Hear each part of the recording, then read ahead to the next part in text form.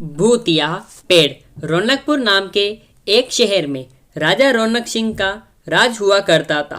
वो हमेशा अपनी प्रजा के हित में कार्य किया करते थे।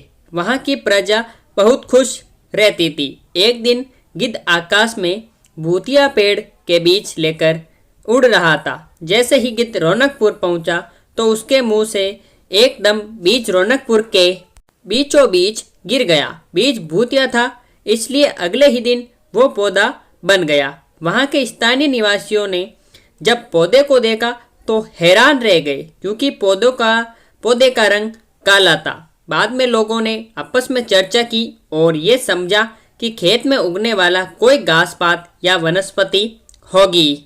दूसरे दिन वो पौधा काफी बड़ा हो गया। लोगों को और ज्यादा दुविधा हुई कि एक ही दिन में ये पौधा इतना बड़ा कैसे हो गया। होते होते वो पौधा तीसरे दिन पेड़ बन गया।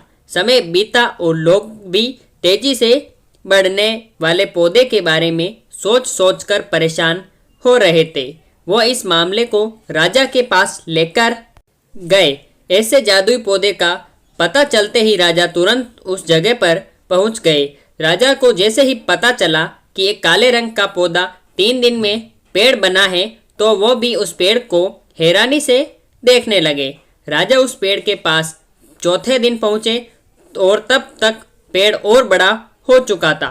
वो इतनी तेजी से फैला था कि किसी को यकीन नहीं हो रहा था। राजा समझ गए कि पेड़ का रंग काला है, इसमें जरूर कुछ जादू टोना होगा।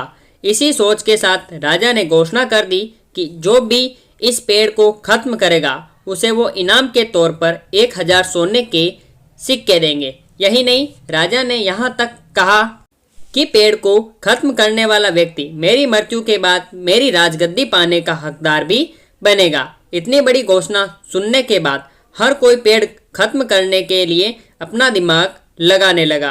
राजा के सारे चतुर मंत्रियों ने भी तरकीब लगाई, लेकिन पेड़ को कोई भी नष्ट नहीं कर पाया। किसी ने पेड़ के आसपास आग लगवाई तो एक मंत्री ने उस भूतिया पेड़ को हाथियों तक से खिंचवाया, लेकिन पेड़ को कुछ भी नहीं हुआ। अब लोगों के मन में डर बैठ गया और उन्हें लगा कि पक्का ये ऐसा वैसा नहीं है, बल्कि भूतिया पेड़ है। तभी उस गांव के एक समझदार व्यक्ति को राजा की घोषणा का पता लगा। जानकारी मिलते ही वे अपने गुरु के पास भूतिया पेड़ से जुड़े रहस्य को जानने के लिए पहुंच गया। गुरुजी ने अपने ध्यान की शक्ति को एकत्र करके देखा और उससे पूछा, क्या तुम पेड़ को खत्म करना चाहते हो? समझदार व्यक्ति ने जवाब दिया, हाँ गुरुजी, सब उससे परेशान हैं। गुरुजी ने बताया कि उसे खत्म करने का एक ही तरीका है। इसके लिए तुम्हें उस पेड़ के आसपास नमक डालना होगा। इस तरकीब के बारे में जानते ही वो व्यक्ति तेजी से राजा के पास गया और कहा कि इस पेड़ के आसपास आपको नमक डलवाना होगा। ऐसा करने पर ही ये पेड़ खत्म होगा।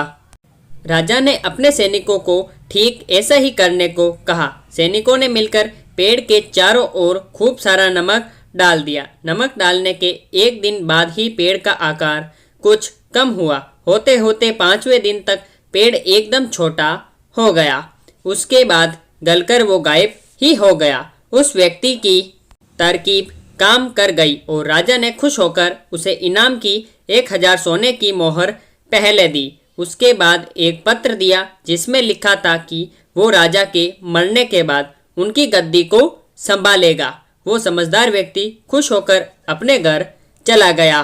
कहानी से सीख, ऐसी कोई मुसीबत नहीं होती जिसका समाधान न किया जा सके। जरूरत है तो बस धैर्य और समझदारी की। तो मेरे प्यारे भाइयों और बहनों, आपको आज की हमारी कहानी आपको कैसी लगी आप हमें नीचे कमेंट बॉक्स में बता सकते हैं। साथ ही साथ ऐसी ही धमाकेदार एंड मज़ेदार मोरल स्टोरीज के लिए आप हमारे चैनल को सब्सक्राइब करके बेल आइकन जरूर प्रेस करें, ताकि हमारी ऐसी वीडियोस की सब नोटिफिकेशन सबसे पहले आप तक पहुंच सके जैसे हम उस वीडियो को अपलोड करें। फिर मिलेंगे ऐसी धमाकेदार स्टोरी के साथ। तब तक के लिए गुड बाय। जय हिंद, जय भारत। Thanks for watching.